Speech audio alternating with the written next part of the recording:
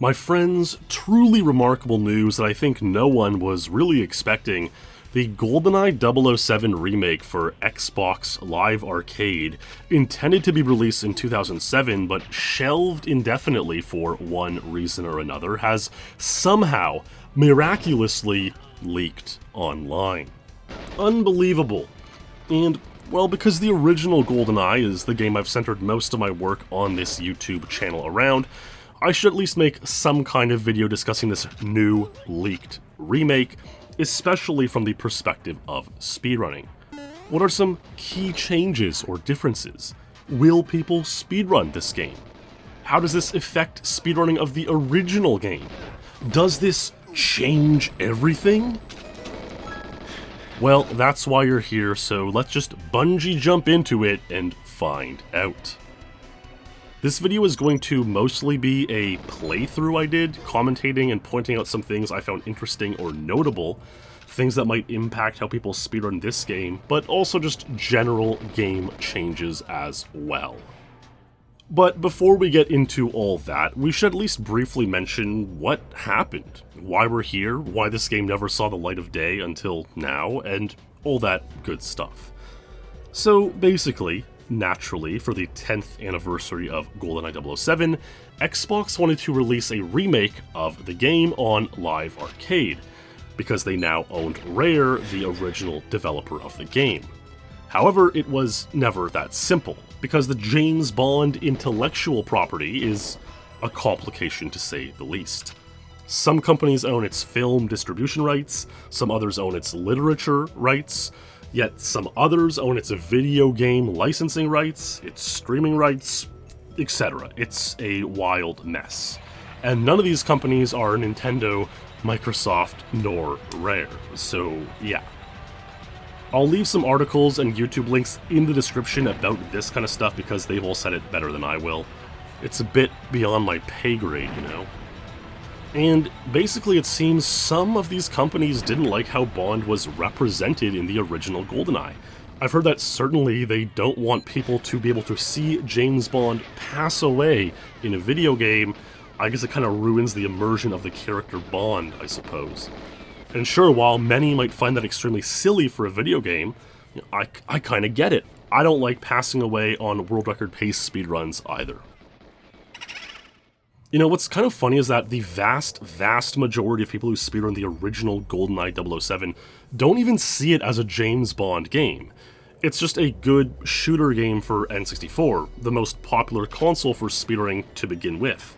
And most runners just like the movement, the feel, the strategies, and techniques involved. It really has nothing to do with it being a James Bond game or not, I mean, other than it, being developed in the first place. And that's why other James Bond games, especially those not on N64, have a much smaller speedrun community and history in their own speed games. It was never just about it being James Bond, the character. That's just how it kind of ended up. The game was pretty close to being finished before it got cancelled. This article from ARS Technica suggests there were about 90 bugs left, some of which we will see in my playthrough. So yeah, I mean, they got the order that the game wasn't happening, and I suppose the project was abandoned forever. Yet somehow, the game that had been made to that point has made its way onto the internet, with YouTube streamer and GoldenEye aficionado Grazlu00 being the first to stream gameplay of the unfinished game onto the internet. Does this change speedrunning forever? No, of course not. Part of the reason speedrunning any game is epic is because you're competing with the ghosts of the past, every speedrunner who has ever dabbled and set scores in that game. A brand new game with zero history lacks that appeal, which brings so many to speedrun in the first place. However, of course, there are still a handful of players who have already submitted scores to speedrun.com.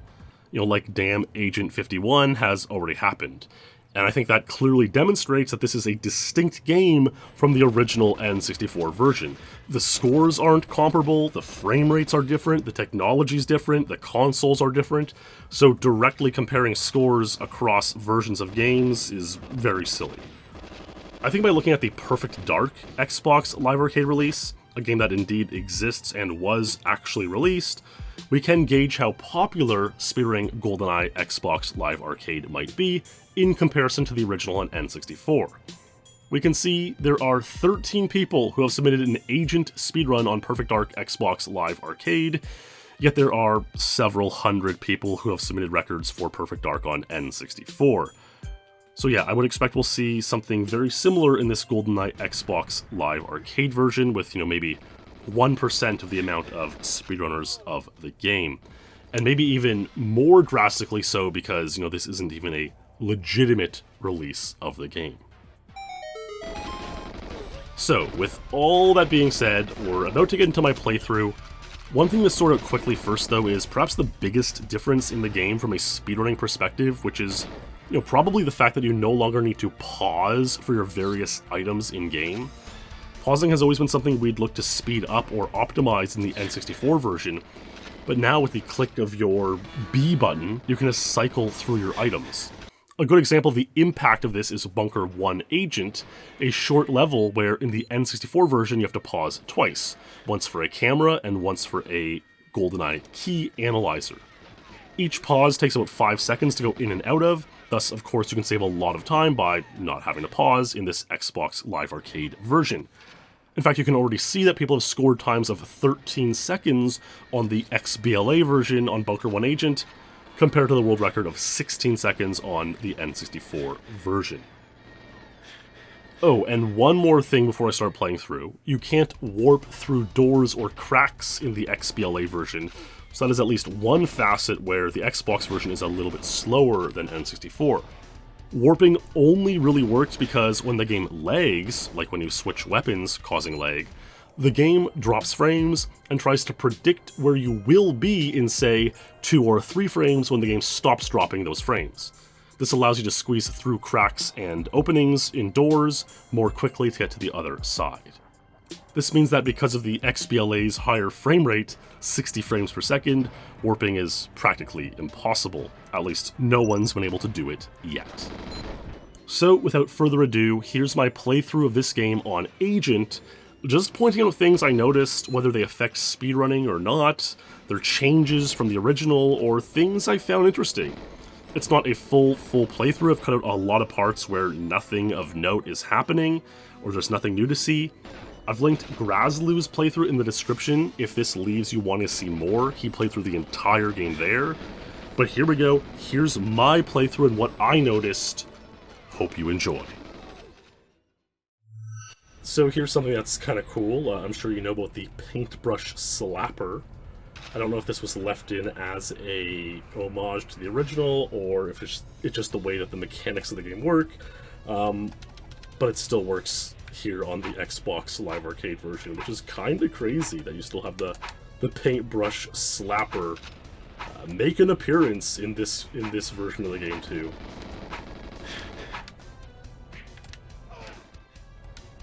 So here's another interesting thing. On many of the game's screens, it would just kind of show green moving textures on the N64 version, and now it kind of shows the credits of the game to some extent. At least it has a bunch of names of the developers and folks who worked on the game. So that's a neat little thing that they added into this one. So here's something that's quite interesting actually. There's been this strategy on Damn Secret Agent somewhat recently, within the past year or two, where you actually shoot the PP7 from far ways down the dam. If I toggle the old view, you kind of see what it looks like, right? You're kind of shooting blindly down the dam, and it's like, okay, what's going on? However, if we take out the sniper rifle and we zoom in, you can actually see that you can see the alarm down there. And so this can probably at least help people get a feel for the shot or what's going on, maybe get a setup on how to visualize it. You kind of you can kind of feel the line you're walking to kind of see the angle you might need to get in order to hit this shot consistently. So I found that kind of interesting that you can actually, the improved graphics have you actually seeing that this alarm is there and it is in fact hittable. And you can see here the angle on the second dam alarm is actually much more difficult to get. There's only a slight piece of the alarm, and you're kind of not aligned against the dam anyways. yeah, much tighter shot, so that's why we haven't yet seen in the original version anyone do the 2 alarms with that style and complete a run that way.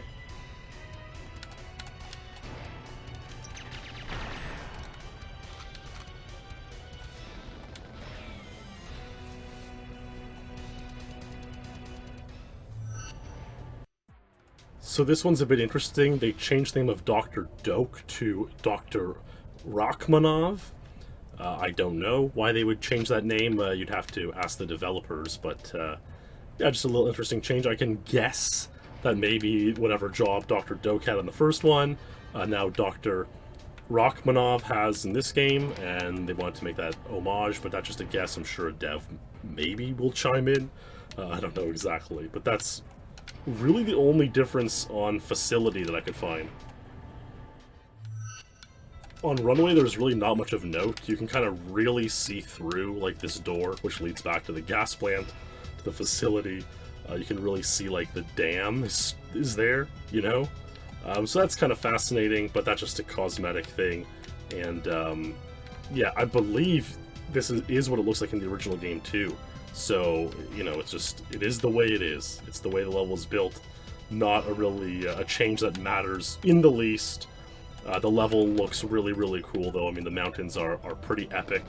I'm not someone who plays a lot of new games, so this basically looks like as high quality, as realistic as it gets. Quite beautiful, quite breathtaking.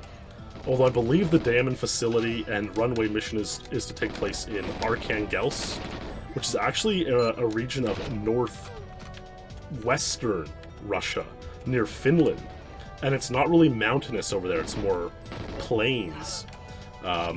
It's really cool if you look on Google Maps, you can see some really epic pictures. But it's not really like, you know, this kind of almost Himalayan-looking mountains. But hey, it's a video game after all. It's not, you know, meant to be the arbiter of geographic wisdom, I suppose. So that's cool. It looks beautiful, and I guess that's really what matters the most.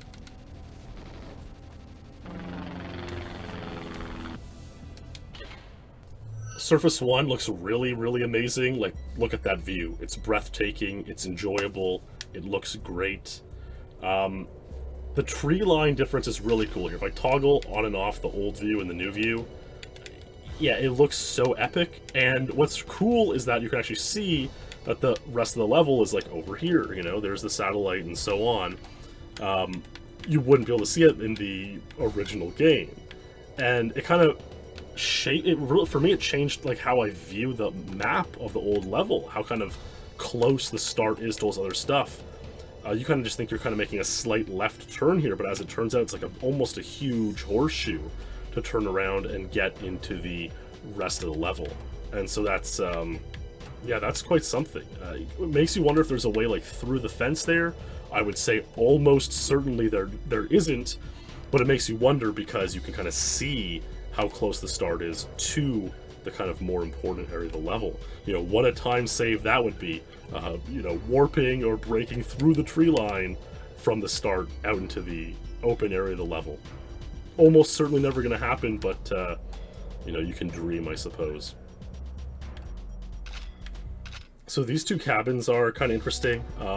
This one you have to go into to get open the safe, get the blueprints. It's part of an objective. So they've made this cabin like normal. You can go in and look around and so on.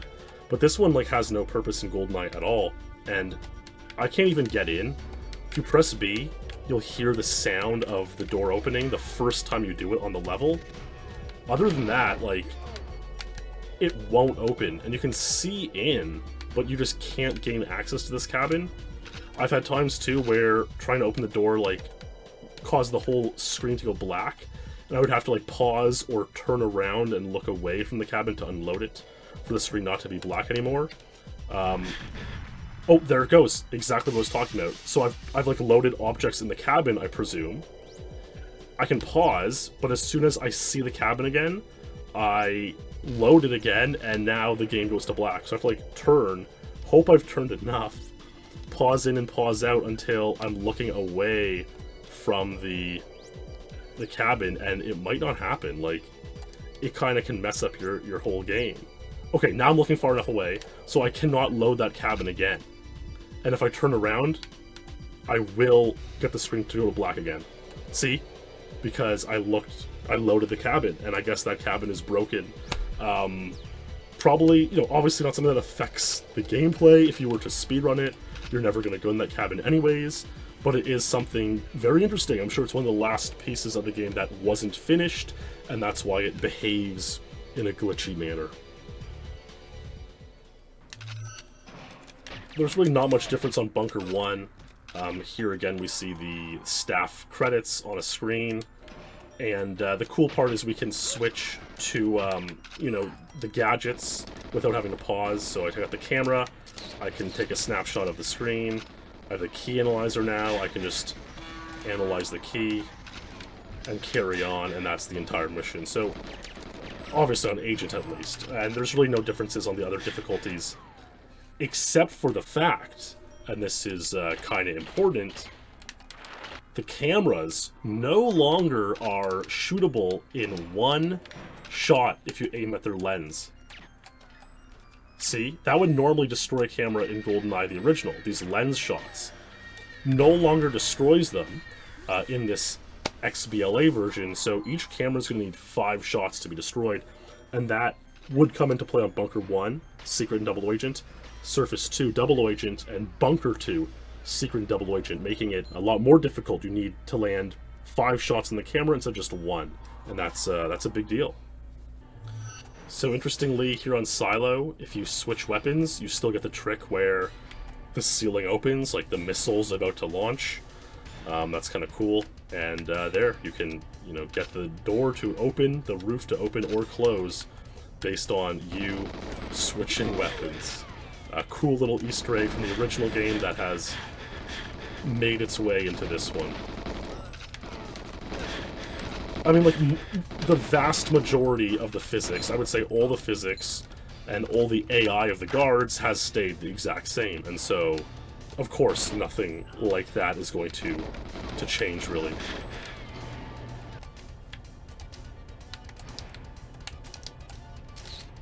Again, I could easily just switch the camera there, didn't have to pause. I can take out the DAT, I can take out the plastiques, and no need to pause, so that's kind of cool. I did notice this, which is kind of interesting.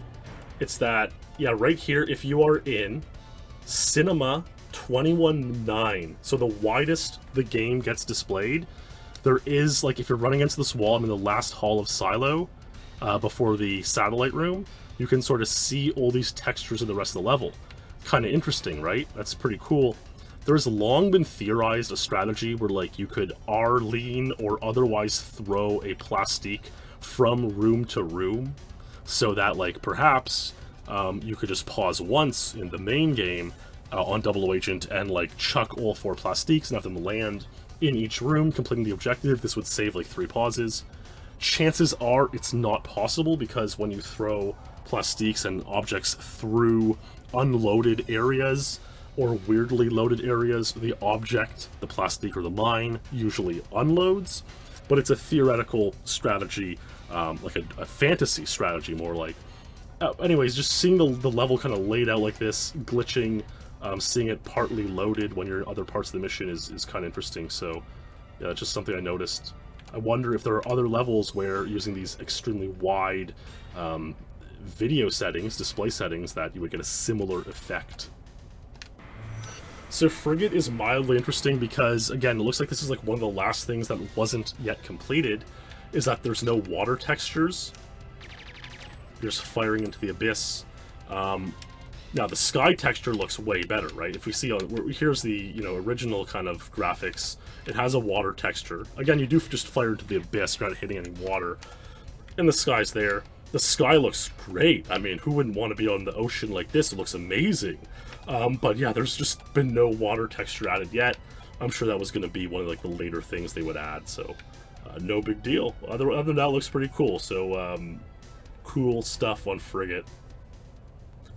Surface 2 and Bunker 2, again, pretty much no difference from the old game, aside from, I mean, just, you know, looks way cooler. The cameras is the big difference. They now take 5 shots no matter what, as opposed to just 1 shot.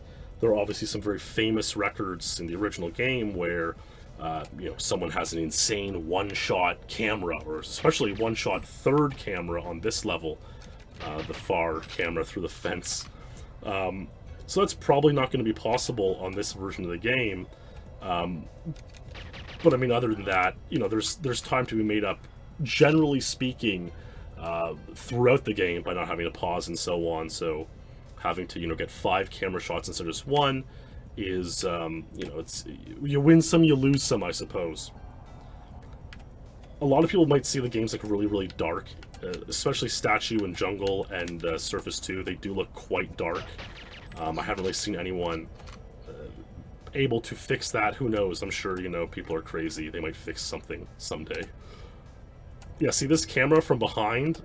Back shots function similar to lens shots. Like, one shot would usually break it from here. That did take 3 shots. That was kind of interesting. That's kind of the first I've ever seen a camera only take 3 shots. I'm going to go to the far camera here and kind of see if we can do similar.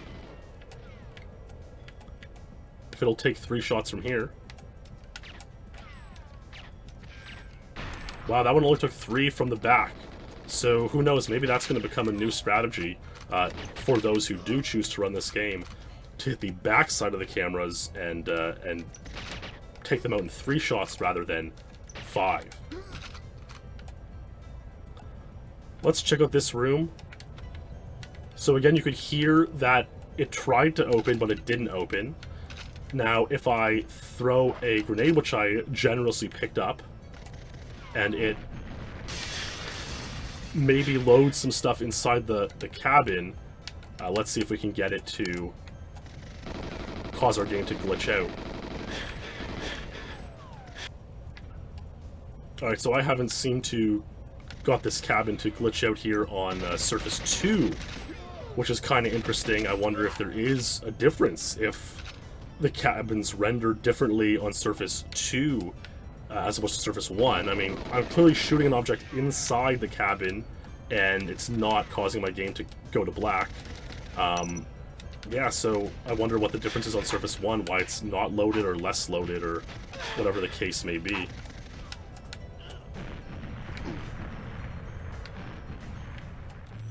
Okay, I didn't notice this at first, but the usual way of completing Objective A, Destroy Communications Link, is to throw a mine at this wall, detonate, the stuff is on the other side, so it all blows up.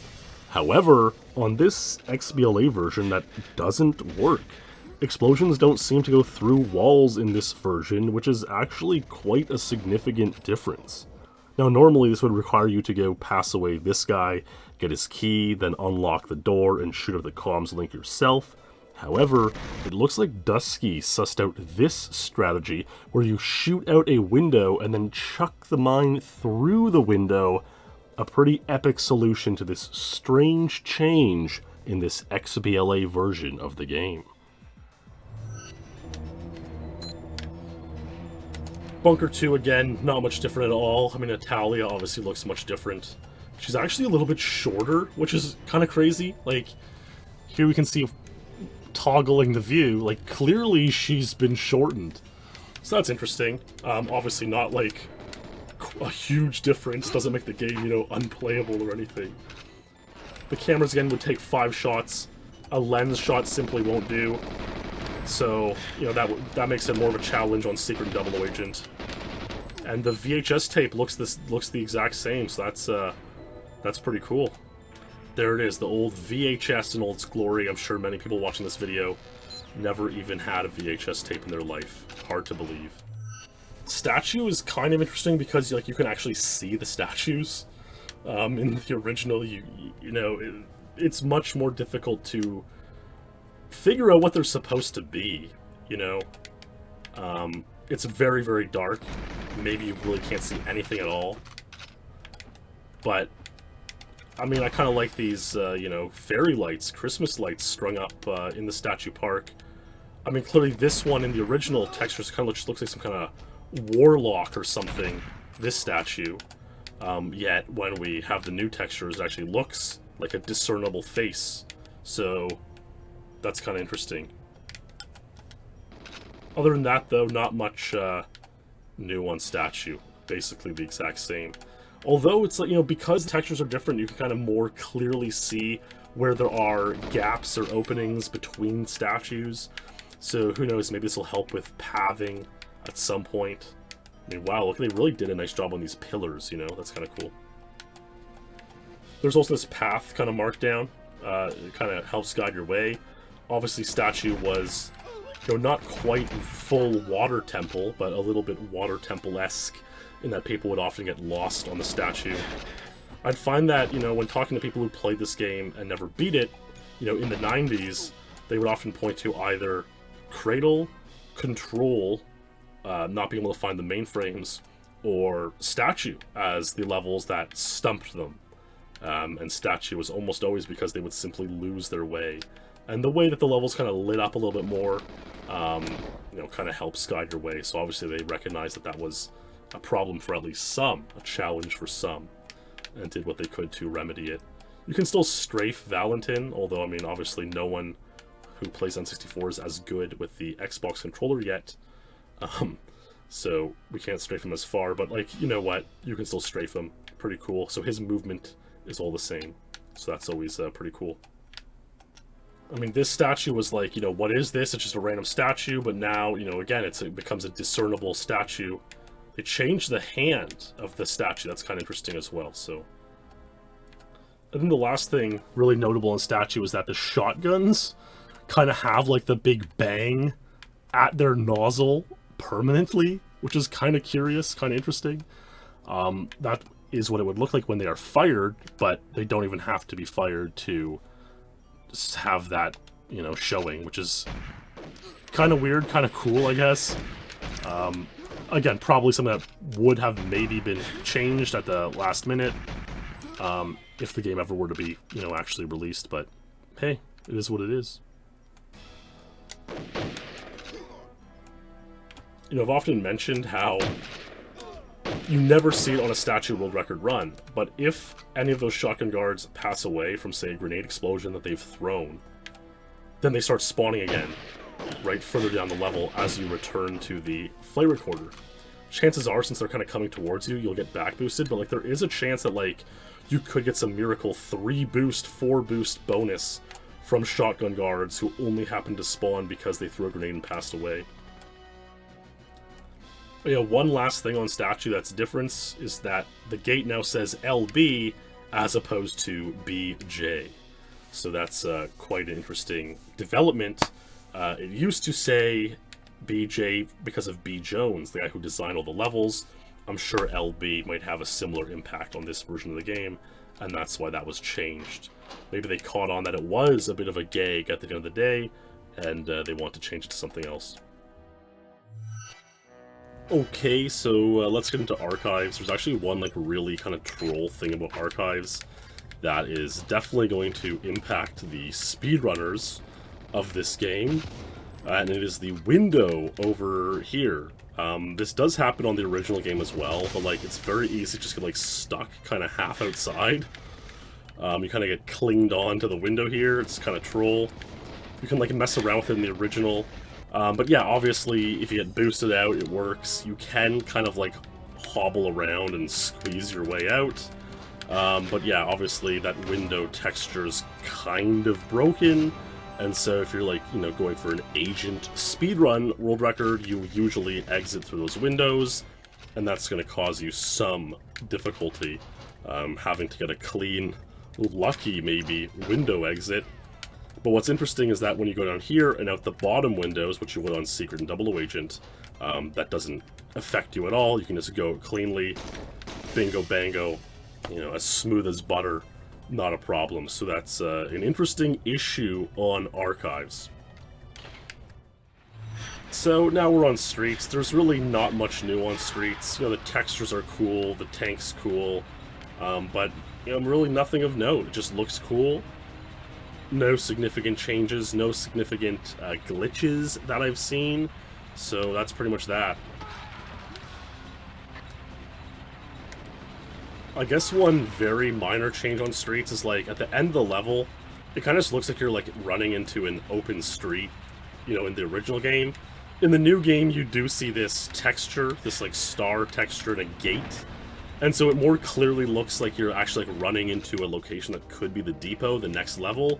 Whereas in the original, it's kind of like, where are you going? Like, where does the level end? But now it kind of looks more like it does have an ending, so that's kind of cool, I suppose. There is something of note on Depot here, though. You cannot shoot with your bullets passing through the train, thus the train shot is presumably impossible. This would cause them to leave the train door and open that roller door, which saves about 3 seconds. So that's an important technique on all the difficulties of Depot. No longer exists. And presumably there's nobody at the Depot warp either, since you can't even, like, warp your average door.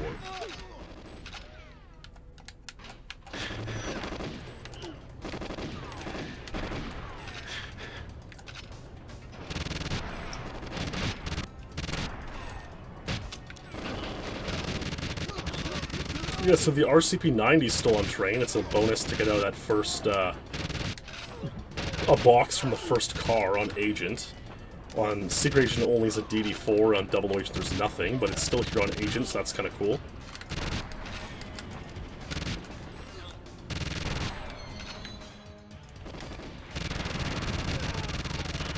Alright, now this is such a minor difference, but like, you can see that the train is kind of like actually a train. You can kind of sense how you could have boarded it down at the other end on Depot, and now you're all the way down here. Whereas in the previous, and this is actually a change from the N64 version, this is just like a black wall on N64.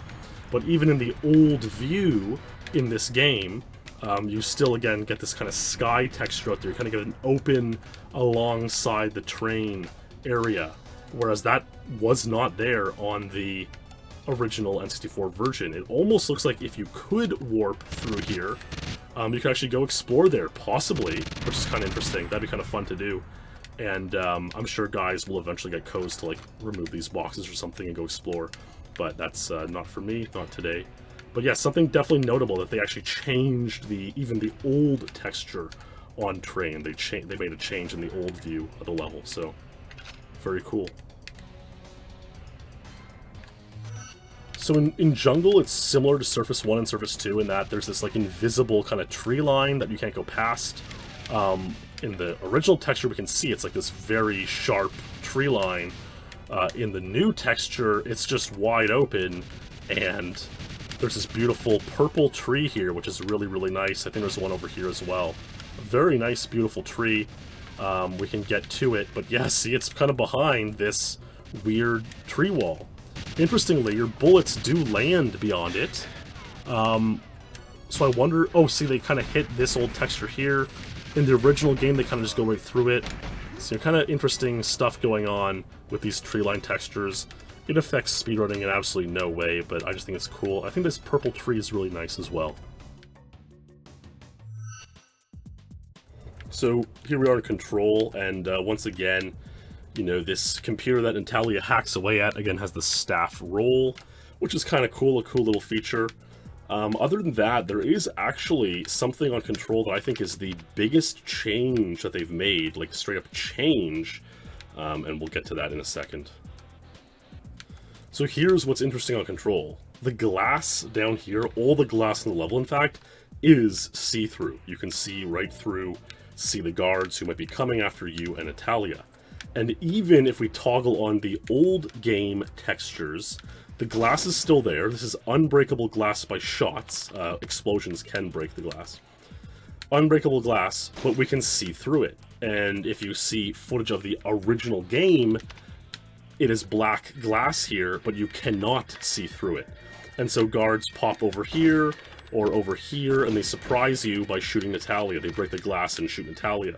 So you have to be really on your toes and hear when those guards are coming for Natalia.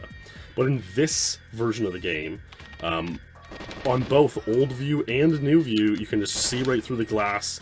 It makes this entire protect sequence way easier because you can see where all the guards are. In the original game, I mean, this entire view, I couldn't see where guards are running, and now I can see exactly where all these guards are running or coming from, where they might be heading. It makes this protect so much easier, significantly easier. And I kind of wonder if that was, like, intended in the original game. They wanted to do that, and they just, like, couldn't get it to work, or if they made this change later, they want to make the game a little bit easier. See, that's a perfect example. Guard came for Natalia. I saw him coming all the way, so I was there before he was even had a chance of firing at Natalia. And yeah, other than that, the rest of the control is more or less the same, but that is definitely the biggest change, and quite a big change at that.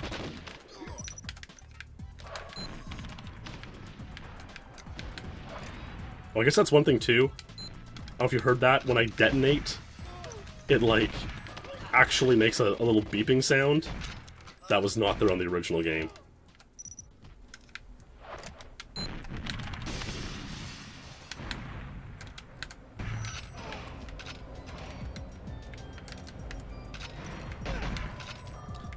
There's nothing really too interesting on Caverns. I mean, it looks a lot cooler.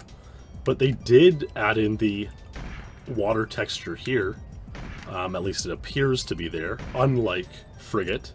It's interesting though, because in the main game, if you shoot into the water in the N64 version, you actually get like a water sound effect. And the water texture is the same in the between versions, at least in the XBLA version. So I wonder if this is sort of like half complete.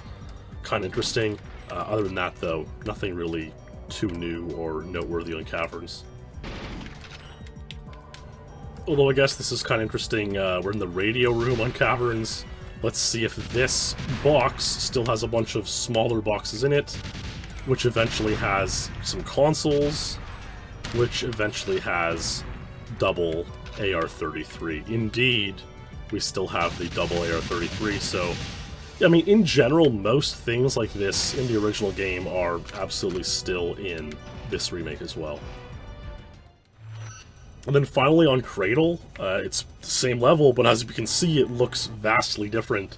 We actually have a background now, as opposed to, only sky texture. And we can see the Arecibo satellite receiver down at the bottom of the level, as the movie is, where the final scene takes place in the movie GoldenEye. Now we finally have it in-game as well, as opposed to kind of, fighting in this heavenly nothingness of sky textures. So that's actually really interesting. Press F for condolences to the Arecibo observatory satellite dish. But hey, I mean, it's there in-game. It lives on forever here in the Cuban jungle, and that's really one of the coolest things in the game, I would say, this view of Cradle.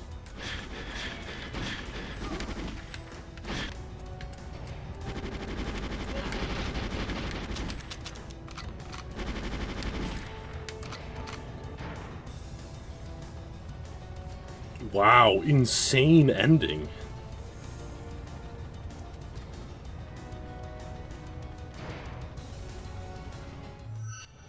Aztec is probably the level that looks the most cool in its new format. I mean, Dam and Surface 1 are pretty epic, but Aztec, it actually looks like an Aztec temple, which is it kind of did in the original, but now it really, really does. It's really epic.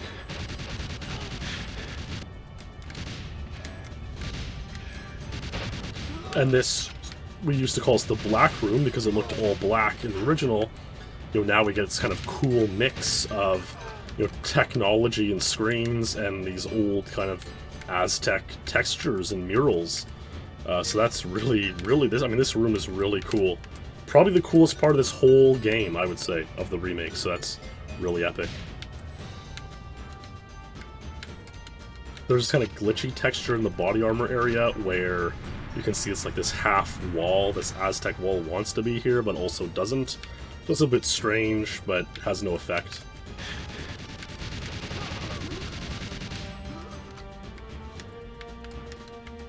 One big thing in the remake is that you can't warp doors or ladders. This has most of an effect on Surface 1 and Jungle, where you have to warp a ladder on every mission, every speedrun. On Aztec, you don't actually have to warp this ladder when you're speedrunning. There are other ways to beat the level using the glass strategies, but it is noteworthy that you cannot warp up the ladders on in this version of the game.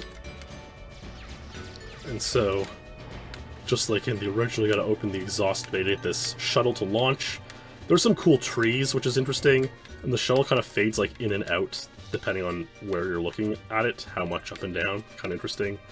The trees are a nice touch. There's trees on other levels as well, like Depot. A little bit more decoration, which is cool.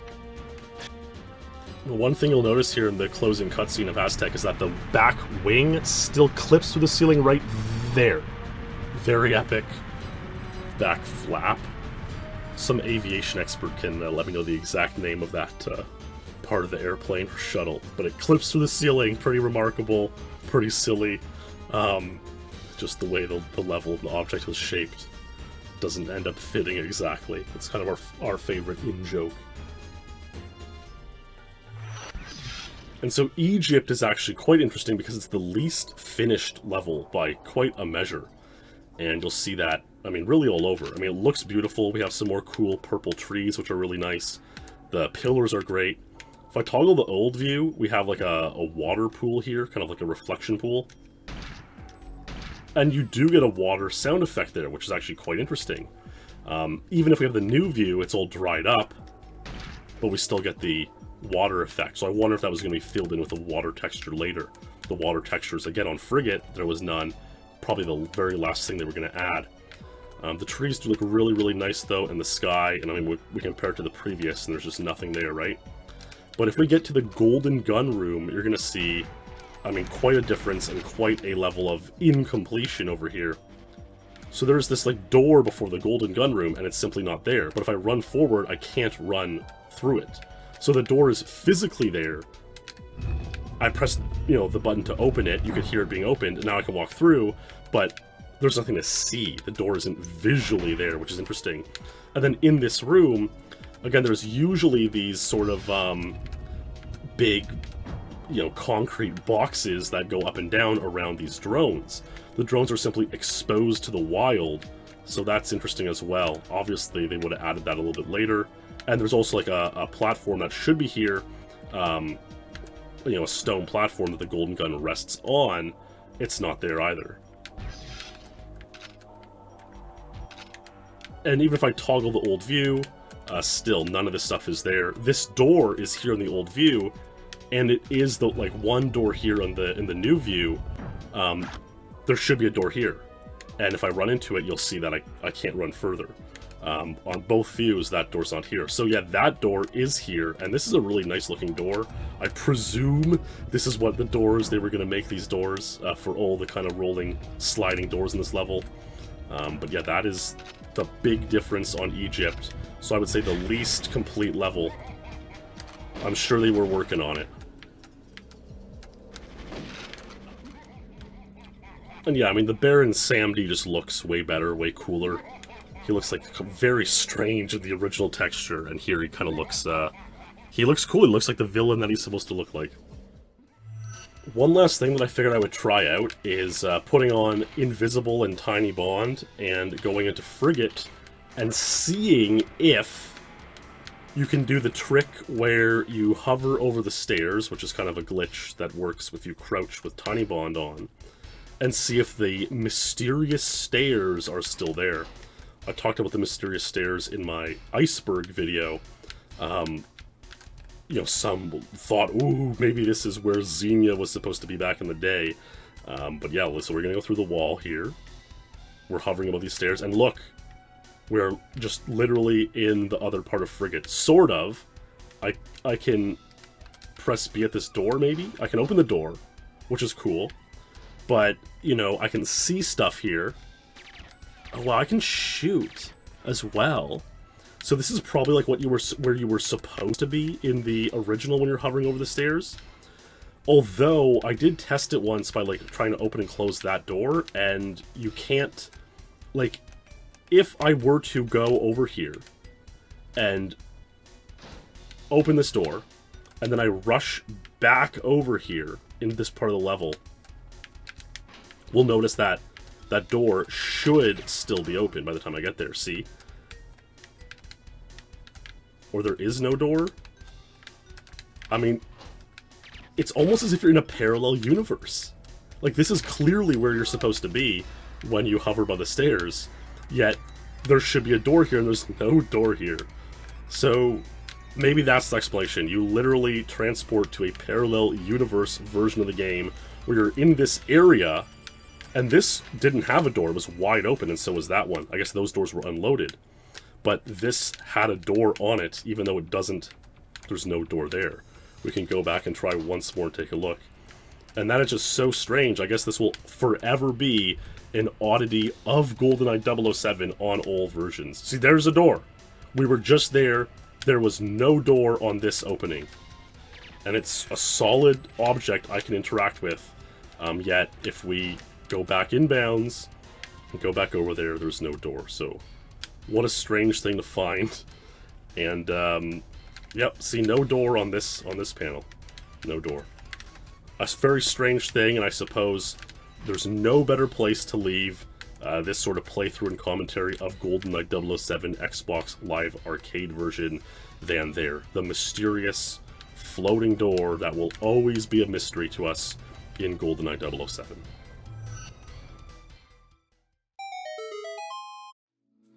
So hey, that's the GoldenEye 007 Xbox Live Arcade version. The game that was never fully completed and certainly never actually released, but very close to having been so before being axed by some Bond villains at the last second for strange and nebulous reasons. It's pretty cool, to say the least. It's certainly pretty cool, and I have no plans to speedrun this game seriously nor competitively, but I do wish those who are doing so the absolute best.